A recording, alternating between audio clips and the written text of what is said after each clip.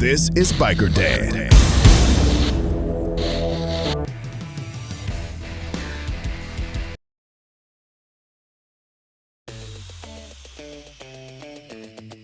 Hi, my name is Chris Best, and I left my 25-year corporate career to ride motorcycles and tell stories.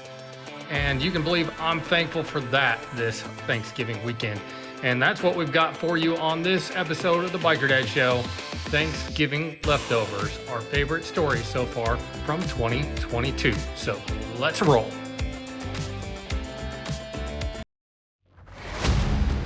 Have you ever sat at your job and thought, what if I just got up and left?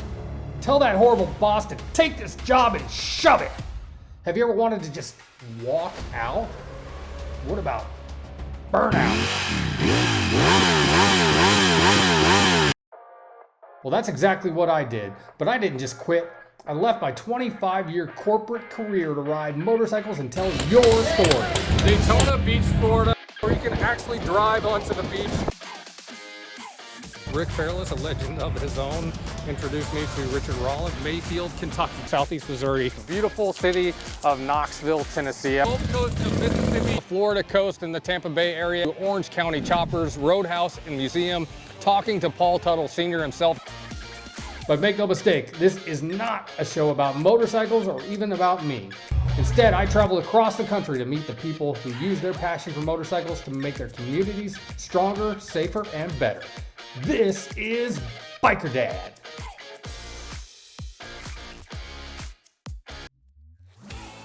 Most Thanksgivings, the choice is between turkey or ham. But what about ducks? That question brings us to our first story in Memphis, Tennessee. On the road here in Memphis, Tennessee. Memphis is famous for a lot of things, and one of them is the Peabody Hotel. You probably saw it in that Tom Cruise movie, The Firm. I'd show you some clips, but I can't afford the royalties to that. But what it's really known for, what's made it world famous, is what's in this fountain, these little ducks. And we love the ducks.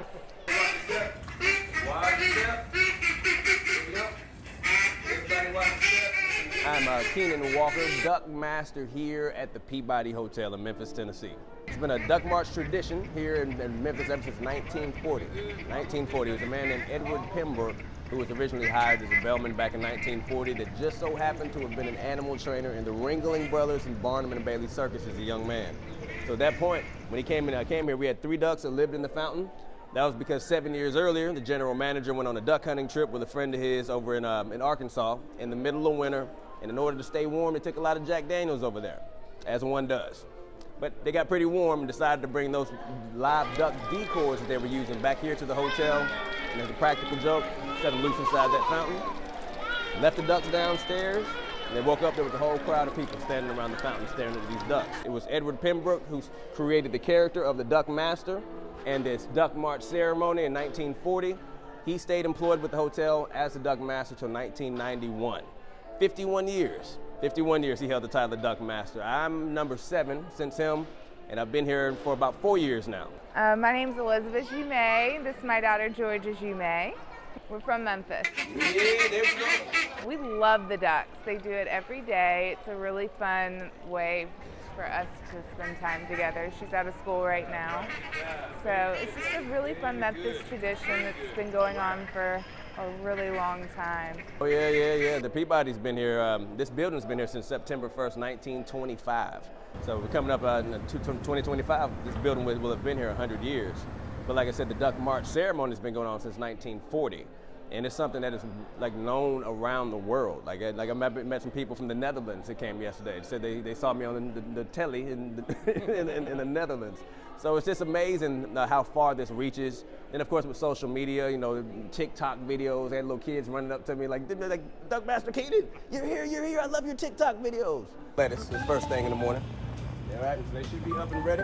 So you all follow along. This is a VIP behind the scenes Duck March. Right, I am your host. This is Keenan Walker, Duck Master here at the Peabody Hotel. So yeah, y'all follow along. Come on back here, this is where our $200,000 duck palace is. Duckies, how we doing? Y'all ready? Everybody ready? All right.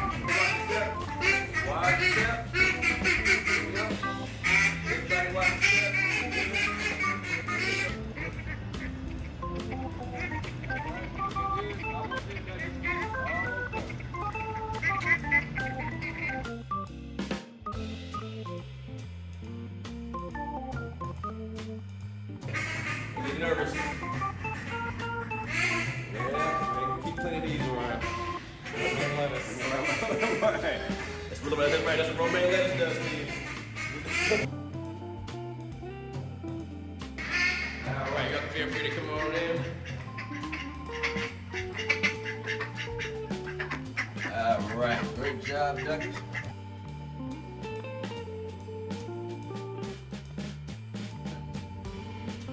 Ready? Yeah, there you go. Yep, you look ready. Shake a tail, fella. Looking good, ducks. Second morning, everybody.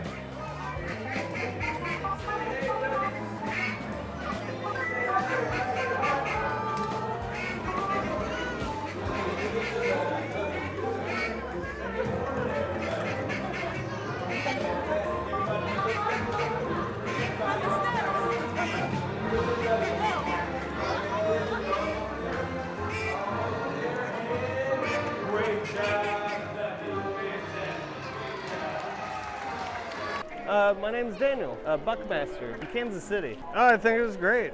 So we saw about it and needed some places to stop to break up our car ride home, so we stopped by here. The kids love it. Wallace there just wants to pet him and doesn't understand why he's not allowed to. What do you think of the ducks? You love them? She loves the ducks. Yeah. 5 ducks?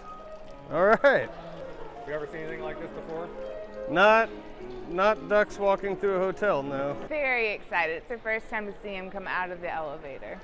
Yeah, these are the definition of lucky ducks. These ducks have a $200,000 duck palace all the way upstairs on the rooftop. All right, $200,000. All right, they got marble stairs, marble fountain, they got artificial grass. They even have a miniature version of the Peabody inside of there. That way they don't feel like being seen, they can crawl inside of there and hide away. It's climate controlled. It means open ends on both sides. There's always a nice breeze coming through. And you know, the non-glamorous part of being duck master is having to keep that place clean. I got a different jacket and shoes for that. But I make sure the ducks are well taken care of. You know, I feed them almost 5 times a day. You know, and my main concern is making sure that, you know, even though the people are entertained and you know, you get a chance to see the ceremony, my main concern is making sure that those ducks are okay. I'm gonna get new ducks every 3 months because we release them back to the wild. So it's a 3-month transition. Start all the way over from with a brand new team from scratch, and they all have different individual personalities. You know what I mean? So some days are better than others, but you know, you got to roll with the punches. The Duck March does happen twice a day, every day. Now it's advertised at 11 and 5. It's best to be here by 10:30 for the morning march and 4:30 for the evening march. It is a free ceremony. I would say it's definitely, you have to come see the ducks in Memphis. It's one of the most, they're famous for it at the Peabody. Here at the Myrtle Beach Spring Rally, there's no shortage of $100,000 baggers like these ones behind me, but the one that's getting all the attention is this one right here, ridden by this little girl, Chloe, and we're about to show you her story. Check it out.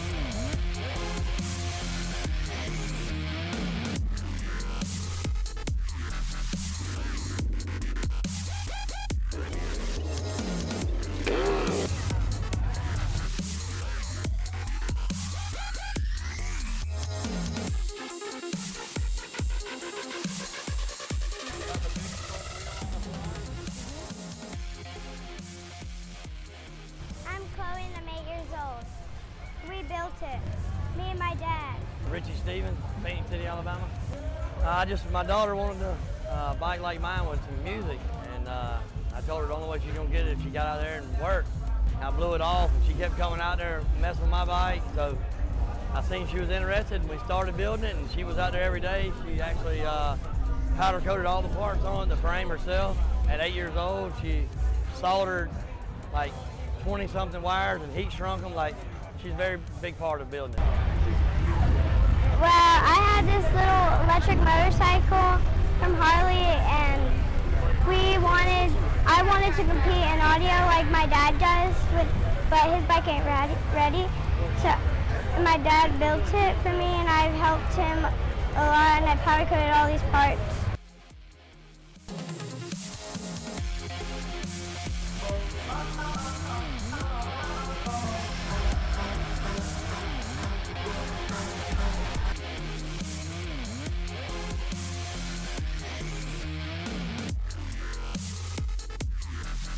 I heard people talking about TikTok. Are you on TikTok or something? Mm-hmm. Tell me about that. It's Chloe_Crimson. Blue is my favorite color. My favorite color blue is teal. It doesn't even cost half the price of theirs. Mine costs about $15,000. Oh wow, that's awesome. It costs more than my bike. I like the fenders. You like the stretch fenders? Yeah. It's teal, but when we all just like this and that, we colored it with Jamaican teal. Is it loud? Yeah. Do you think?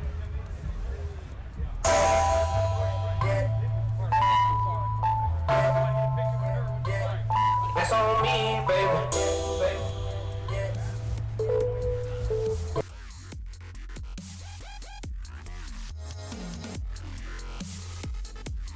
When I'm on a long trip and I have to carry so much stuff, I can't even think about having fun. It just kind of sucks. But I found something really cool. It's called Camp Easy Ride. They set up everything for you when you get there, and they tear it all down when you leave.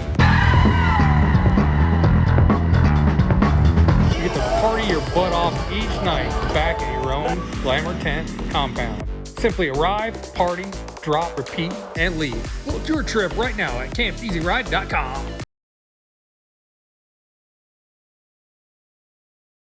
Now here's the Biker Dad Bike of the Week. Bike of the Week. Bike of the Week. Bike of the Week.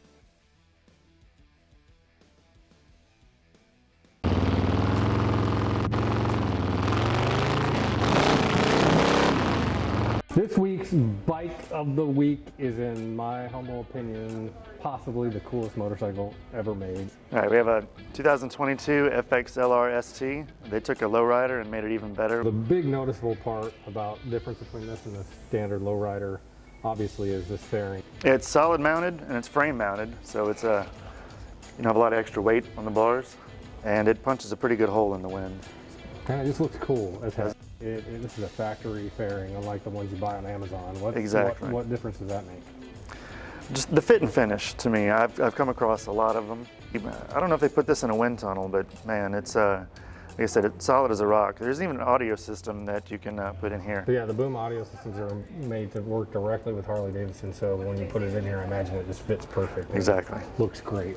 So the other thing that sets this apart from the regular lowrider is these bags. Red and green, that's locked.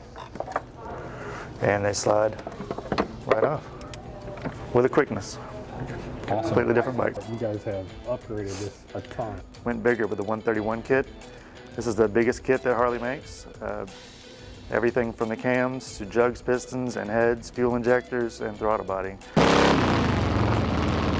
And some slip-on pipes to give you a little bit more sound. Currently, 120, almost 125 horsepower and 134 foot-pounds of torque. 125 horsepower, not much when you're talking about your Hyundai, but when you're talking about a 700-pound bike, exactly. That's a big deal. That's a lot of power. It'll carry the mail. Single headlight looks really cool. Right, and with that LED, you'll never outrun the light.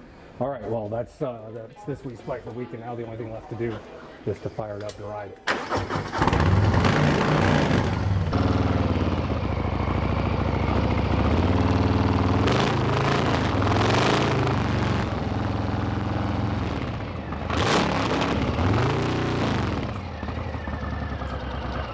Wow, definitely fast and fun. This is for sure my new favorite bike, and it's taken all that I have inside of me not to leave with this one today.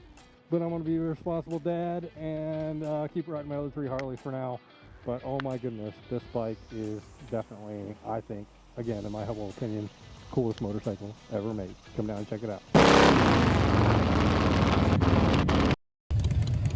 My name's Bryce Alexander. My 883 Sporty, Iron Sporty 2016 with a Voyager training wheel kit. And yeah, that was me. May 17th, 1999, I flipped a truck 9 times, broke my back in 3 places. Had a hairline fracture in my hip, and right after my surgery, I ended up with a staph infection that about finished me off. It really turned my life upside down, I guess is the best way, the easiest way to put it. A lot of depression, anxiety, what am I gonna do now, you know, big change. I've always been a bit of an adrenaline junkie, so I like to push boundaries, and my friends and my family have been really supportive of that as well. My buddy Hillbilly, sitting over there on the curb, bought this bike. Well, he traded a car for this bike. It had 3,100 miles on it, and went to Florida and found the Voyager kit for it and brought it home, and I helped him get it put together. And then he started pushing me that I needed to buy it from him, so he had somebody to ride with. Cut me a really good deal, it's hard to say no. And now it's got a little over 23,000 miles on it. That's how I shift. This is the controller I use. I clamped this on my brake pedal on my truck, and I was trying to figure out how I was gonna run a shifter setup on this when I first got it, and got to thinking, why can't I use this if it'll clamp onto the shifter, which it did. It works out great. Made the rack out of some scrap metal and stuff I had, and that's it's a prototype. I haven't built the permanent one yet.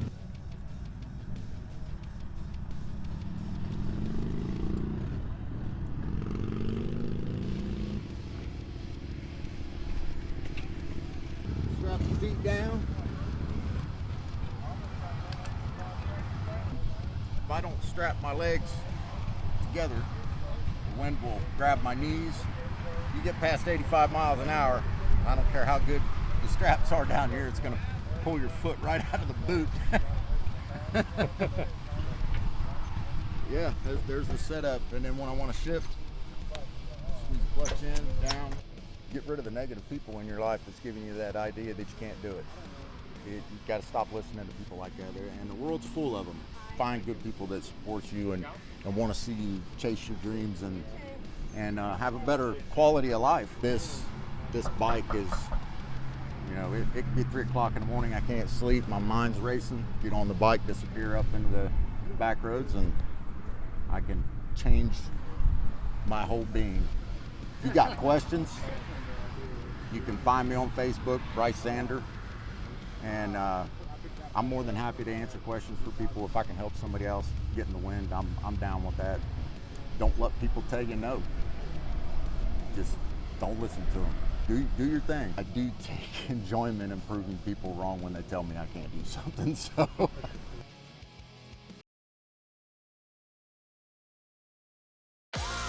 Now, this week's Biker Dad Tech Tip.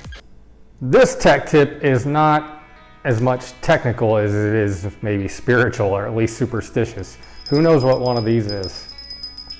This is called a gremlin bell or a spirit bell. It is what bikers put on their motorcycles to keep gremlins off of them and keep your bike running safe and running smooth and keeping those gremlins off the highway. And here's how it works. This is my 2009 Electroglide that I've had for several months, and I've actually put almost 20,000 miles on it already, but I've done it all without the gremlin bell. So my wife thought I really needed one, so she got me this one from Mobile Bay Harley Davidson. Again, you can get one at Eagles Talon in Pensacola or bike shops all over the country. And so what we really need to do is take this and put it on the lowest part of the frame of the motorcycle that we can. And so I'm going to crawl down here on the floor. One of the things you want to make sure to do is that it doesn't interfere with any of the mechanical parts, because you don't want to cause your own gremlins. So as you can see, there's already one here, right here, and I'm going to just take this one off because this belonged to the previous owner. If you buy or sell a bike, you should really take these off, because the legend is that it only works if it's bought by somebody who loves you. So I'm going to hang it down here somewhere, I think. I think I'm actually going to hang it from the foot peg. All right, there we go.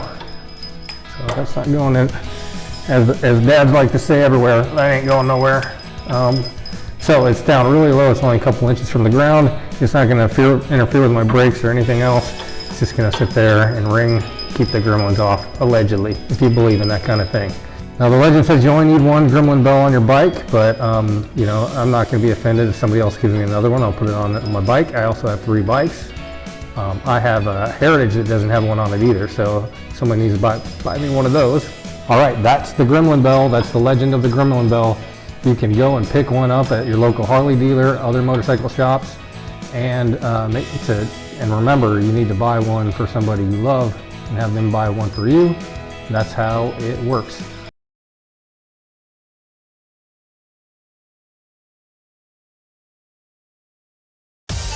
Ride to eat to live, live to ride. It's our Thanksgiving leftover special, and you cannot leave out our favorite place to ride to eat of 2022. And it fits right in with Thanksgiving. It's Comfort Food on the corner of Fat and Happy in downtown Mobile, Alabama.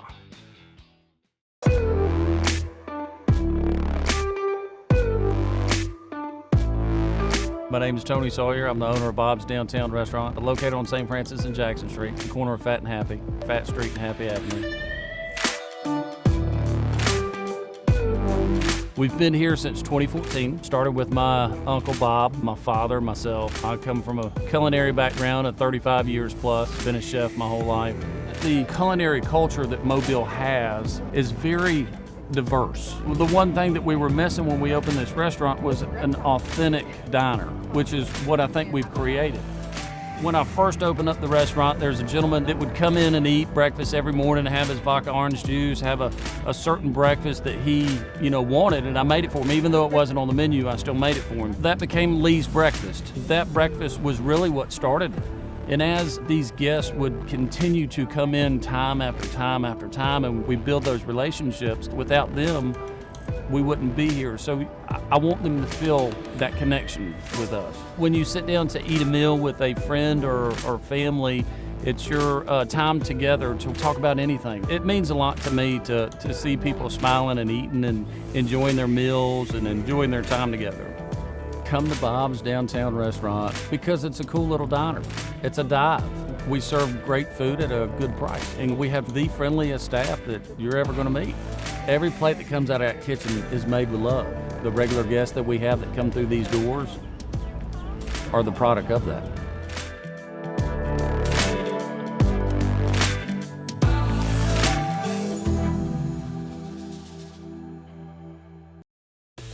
Well, that's it for this special edition of the Biker Dad TV show. Thanks for riding along and finishing off those leftovers with us. Hope you all have an awesome Thanksgiving, Christmas, and Happy New Year. And until next time, please look twice for motorcycle.